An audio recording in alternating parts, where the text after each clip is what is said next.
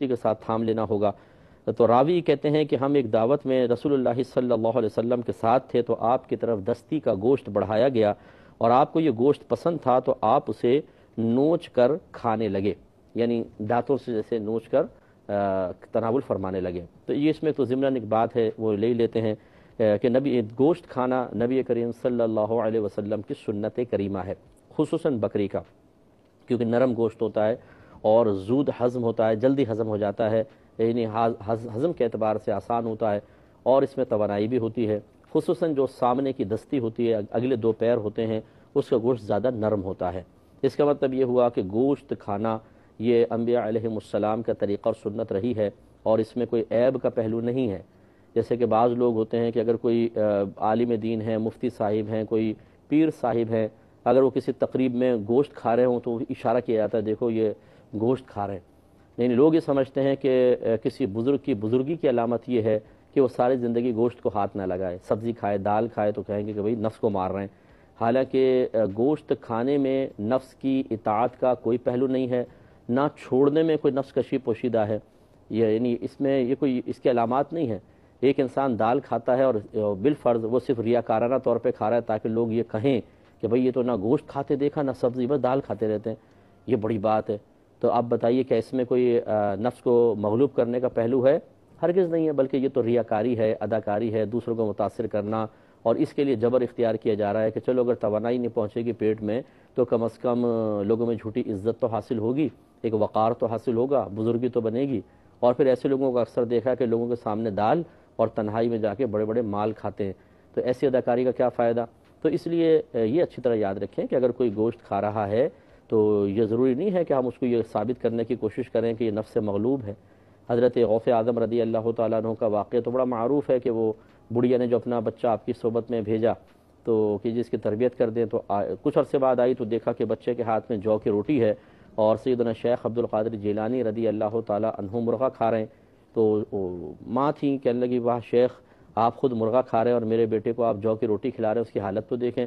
تو آپ مسکرائے اور آپ نے جو مرغا کھایا ہوا رکھا ہوا تھا، ہڈیاں وغیرہ تھیں صرف، اس کو فرمایا قم باذن اللہ، اللہ کے حکم سے کھڑا ہو جا، تو دیکھتے دیکھتے وہ جیتا جاگتا مرغا بن گیا۔ تو آپ نے مسکرا کے فرمایا کہ جب تیرا بیٹا اس قابل ہوگا تو گوشت بھی کھائے گا۔ تو اس کا مطلب یہ ہوا کہ یہ گوشت کھانا، کچھ دنیا کی نعمتوں سے، جائز نعمتوں سے لطف اندوز ہونا، یہ بزرگی کے خلاف نہیں ہوتا، منافی نہیں ہوتا۔ کاش یہ لوگ سمجھیں اور ذہن بنائیں۔ آپ کے سامنے کوئی پھٹے پرانے کپڑے پہن کے اور ایسے ہی بس آ کے بابا بیٹھ جائے اور کھانے پینے میں بڑی احتیاطیں کرتا ہوا نظر آئے، اور نہ نماز پڑھتا ہے، نہ روزہ رکھتا ہے، نہ زکوٰۃ دیتا ہے، گالیاں وہ بکتا ہے، اور نہ غسل کے مسائل پتہ نہ کسی چیز کے، لیکن ہم اس سے بزرگی فوراً عطا کر دیتے ہیں اور لیبل لگا دیتے ہیں اس پہ بزرگ ہونے کا، اس لیے کہ جی ہمارے سامنے کبھی گوشت نہیں کھایا، اچھی چیزیں نہیں کھاتے، منع کر دیتے ہیں۔ بھائی ان چیزوں کا بزرگی سے کیا تعلق ہوا؟ اصل تو یہ ہے کہ آپ اللہ کی نعمت کھائیں پئیں، اللہ تعالیٰ منع نہیں فرماتا، لیکن نفس کی اطاعت نہ کریں، نفس کی غلامی نہ کریں، نافرمانی میں اس کا کہنا نہ مانیں، شیطان کی بات نہ مانیں، فرائض واجبات سنن موقدہ پورے کریں، حرام مکروہ تحریمی اطاعت سے بچتے رہیں۔ یہ میں نے اس کی پوری تفصیل کئی دفعہ آپ کو عرض کی ہے، تو آپ بزرگ ہیں، تو بہرحال عوامی سوچ اپنی ہوتی ہے، تو وہ اس حدیث سے سبق حاصل کریں کہ رحمت کونین صلی اللہ علیہ وسلم دعوت میں گئے ہیں اور بکرا کھایا ہے، اور باقاعدہ نوش کے لکھا ہے کہ کھایا ہے آپ نے، ان اچھی طریقے سے رغبت سے آپ تناول فرما رہے ہیں، پھر ان پر کسی پر تنقید نہ کی جائے۔ ایک یہ کہتے ہیں کہ چھپکلی کو مارنا کیا ثواب ہے؟ جی ہاں، نبی کریم صلی اللہ علیہ وسلم نے فرمایا کہ جو ایک وار میں چھپکلی مارے گا اس کو 100 نیکیاں ملیں گی، پھر جو اس سے کم، پھر جو اس سے کم، پھر یعنی 2 وار میں مارا تو اور کم نیکی، 3 وار میں مارا اس سے کم نیکی۔ اصل میں گرگٹ کے لیے بھی ہے لیکن چھپکلی کے لیے بھی حکم یہی بیان کیا گیا ہے، اور اس کا خون ناپاک ہوتا ہے کیونکہ بہتا خون ہوگا، اگر یہ کپڑوں وغیرہ پہ لگ جائے تو اس کو پاک کرنا لازم ہوگا۔ تو ہم بھی موت کو کتنا ناپسند کرتے ہیں، ہمارے گھروں میں موت کا تذکرہ ہو جائے تو عورتیں پریشان ہو جاتی ہیں اور کہتی ہیں بھئی موت کی باتیں نہ کرو، ہو سکتا ہے کوئی مر نہ جائے۔ اتنا خوف، اتنا ڈر، موت کا ڈر ہے، مرنا کوئی نہیں چاہتا، لیکن موت کے بعد کے عذاب کا کوئی ڈر نہیں ہے۔ ان عذابوں سے بچنے کے لیے کوئی نیک نہیں بننا چاہتا، بس ہم چاہتے ہیں لمبی زندگی رہے۔ ہمیں تو ایسا بس خواص پر محسوس ہوتا ہے کہ میں نہیں مروں گا، باقی یہ مر جائے گا، یہ مر جائے گا، فلاں مر رہا ہے، فلاں مر رہا ہے، میں نہیں مروں گا۔ کیوں بھائی جان آپ کیوں نہیں مریں گے؟ کوئی نبی دنیا میں نہیں رہا، سب کے سب تشریف لے گئے، ورنہ ان کے لیے دنیا میں رہنا یہ زیادہ وہ حقدار بھی تھے، اور ان کے لیے زیبا تھا کہ وہ معصوم مخلوق ہیں، وہ اللہ تعالیٰ کے نیک بندے ہیں، تبلیغ فرما رہے ہیں، اس کے باوجود ہر نبی نے چاہے طویل عمر پائی، چاہے دنیاوی دنوں کے لحاظ سے مختصر زندگی پائی، بہرحال وہ دنیا سے رخصت ہو گئے، تو آپ اور میں کیوں نہیں جائیں گے؟ تو ہم اپنی موت کو بھلا کے بعد اوقات یہ سمجھتے ہیں کہ شاید آئے گی نہیں، یا پھر یہ خوش فہمی ہاں آئے گی تو صحیح، لیکن ابھی کوئی آئے گی 60 سال بعد 70 سال بعد آئے گی، تو یہ بھی ایک مطلب بڑی احمقانہ سی سوچ ہے۔ کتنے بچے نہیں مر رہے، کتنی عورتیں مر رہی ہیں، کتنے نوجوان فوت ہو رہے ہیں، تو ہر طبقے میں آپ دیکھیں کہ موت آ رہی ہے، مرد ہو یا عورت، بوڑھا ہو یا جوان، حتیٰ کہ بچے فوت ہو رہے ہیں۔ تو اب بچوں کی کہتے ہیں جی اس کی تو کوئی مرنے کی عمر نہیں تھی، تو مرنے کی خیر عمر تو کوئی مقرر نہیں ہے، یہ محاورتاً کہا جاتا ہے۔ ہم سمجھتے ہیں 60-70 سال کا ہو کے بزرگ ہو کے مرے نا تو پھر ٹھیک ہے بھائی، دنیا دیکھ لی، بچوں کی شادی ہو گئی، سب کچھ سے فارغ ہو گئے، اب فوت ہو گئے جی، بہت اچھی زندگی تھی۔ تو یہ ایک چلیں آئیڈیل سچویشن آپ کہہ لیجئے، لیکن اللہ تعالیٰ تو اس کا محتاج نہیں ہے کہ کسی کو اتنی لمبی زندگی دے۔ تو یہ سوچنا کہ جی مجھے شاید بہت عرصے میں موت آئے گی، ابھی عیش کر لوں بعد میں توبہ کر لوں گا، یہ بھی غلط ہے۔ ہو سکتا ہے کہ درمیان میں موت آ جائے، بس پھر ایک دن میرے اور آپ کے پاس بھی ملک الموت علیہ السلام تشریف لائیں گے، وہ وقت ہماری بڑی دہشت کا وقت ہوگا، بے بسی کا وقت ہوگا،